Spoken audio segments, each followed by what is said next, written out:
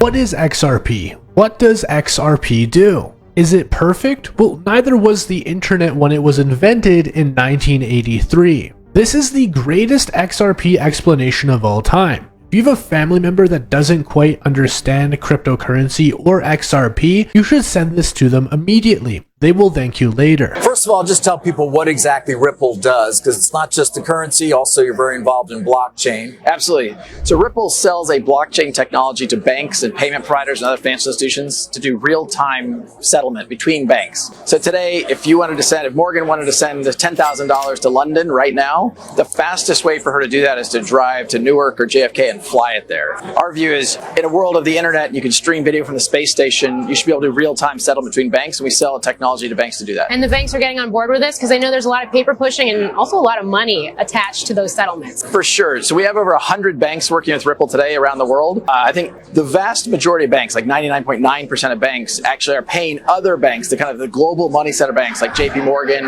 or Citibank, to make those settlements. So a lot of the banks are very excited about democratizing how these global payments flow. There's a belief that, you could transform the global payment system over time, although then the alternative argument is you need a centralized, you can't have it decentralized, that it actually benefits from efficiencies. I would assume you come down in the latter. Yeah, for sure. I think anytime you can do something without that central counterparty, you're going to reduce friction, which is measured by time, cost, speed. So by removing that central counterparty, going direct from point to point, you can skip going from the Bank of David to the Bank of Morgan to the Bank of Mike. You just go directly to the Bank of Mike. So if the immediate opportunity is efficiencies in this area of the actual kind of nuts and bolts sort of plumbing of the financial system, how does that relate to the value of the Ripple tokens or of the Bitcoin or cryptocurrencies? They're taking on a separate life, it seems, from the future of adoption of this technology. It's a great point, and I think one of the things we all have to remember is that the value of a token over the long term is really going to be derived by its utility.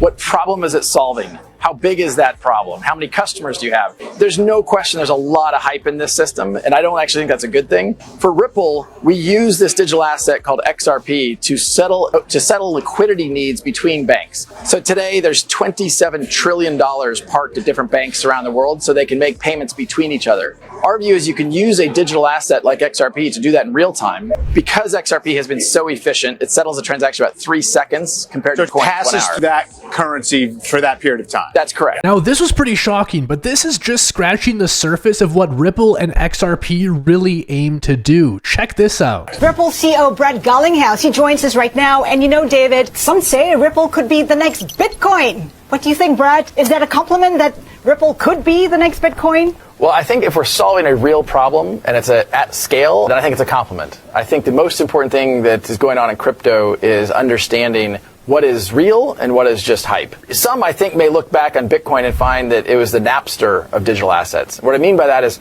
Napster was the first to digitize music and demonstrate, hey, if you digitize music, you can do a lot of cool things with that. But ultimately, they were circumventing trademark laws, they were circumventing royalty payments, and government stepped in and Napster was not successful. But Spotify, iTunes, Pandora, they were very successful. I think what you'll find is that maybe the next generation of digital assets ends up solving some of the original problems that Bitcoin set out to solve. So RippleNet is trying to take on Swift. What's been the traction like? Who's come on board? Well, it's interesting as you step back and look at this. If you and I decided we were going to send $10,000 to California today, the fastest way for us to do it would be to drive to the airport and fly it there. That's a crazy thing to think about when you're in the age of the internet and we're used to information on demand. When we think about the customers that have come on board, it's because we're solving that real problem. We're changing the nature of a payment taking days to settle to California to seconds. So we now have well over 100 customers ranging from some of the biggest banks in the world to payment providers to the Western Unions and MoneyGrams, Linlin Pay out of China. How many banks? It's over 100. I actually don't know the exact number now. Last time we announced it publicly, we said over 100. We'll probably announce the next one when we get to over 200. We're signing up more than a bank a week now. The thing is, it's not the number of banks, it's the volume for sure out there. What kind of volume are you looking at? Well, we've had one that we could talk publicly about is we have one corridor run by SEB, which is one of the first or second largest bank in Sweden, has done over $1 billion USD equivalent through one corridor. So while the global macro scale, that we're still just getting started. I think we're on mile 1 of a marathon, but we've crossed that starting line. Like, this is real activity in production systems where customers are really benefiting from that. We clearly have a long way to go, and the overall maturity of the digital asset market, I think, has a long way to go. But if we keep going back to let's focus on a real problem and solve a real problem for real customers, I'm really optimistic.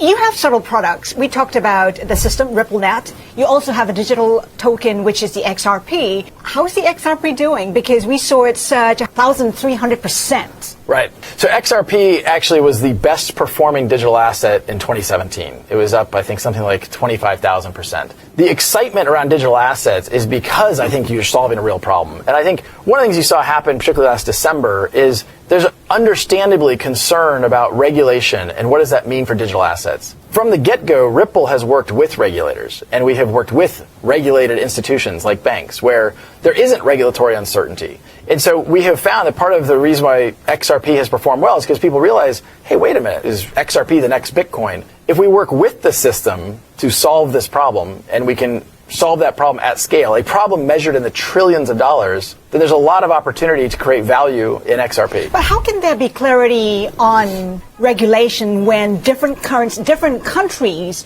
are adopting different strategies when it comes to regulation? And the other thing as well is volatility. I mean, why use a cryptocurrency when it's so volatile right now? Yeah, so it's a really important question. I think there's a lot of misinformation out there. I've kind of jokingly suggested that when people talk about regulatory uncertainty, it's often people because they don't like the regulation. They're not actually regulatory uncertainty. If you think about a XRP transaction from one regulated financial institution, a bank or a payment provider, they're doing what's called a KYC check, which references Know Your Customer. This is a global regulatory framework around KYC. That's at both endpoints of an XRP transaction, into and out of. So I think the regulatory certainty actually is much better than people realize. It's just educating banks, regulators about how it actually works. Now, the volatility point is also a good one. XRP has clearly been volatile, as all digital assets have been. The nature of how an XRP transaction works, though, it's 1,000 times faster than Bitcoin. So the volatility risk you're taking around XRP is only for 3 seconds. So the volatility risk ends up being very, very, very, very small because it's so fast. For XRP, you've been looking at banks. If you take a longer term period, who else are you targeting for XRP? What would make sense? Well, I think any payment provider, we're really trying to solve that cross-border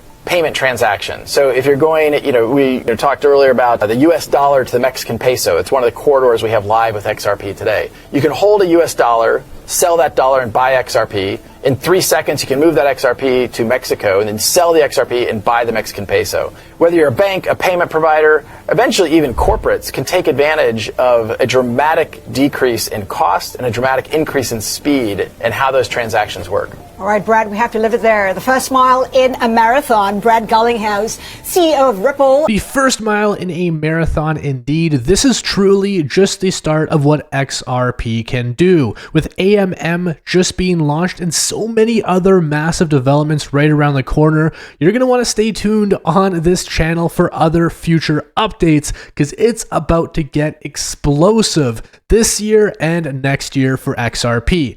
Make sure to subscribe if you're interested in staying tuned for all future XRP updates, and also make sure that you join my Discord community to continue the discussion with me and other crypto enthusiasts when I'm not making videos. I'll see you guys next time. Peace out.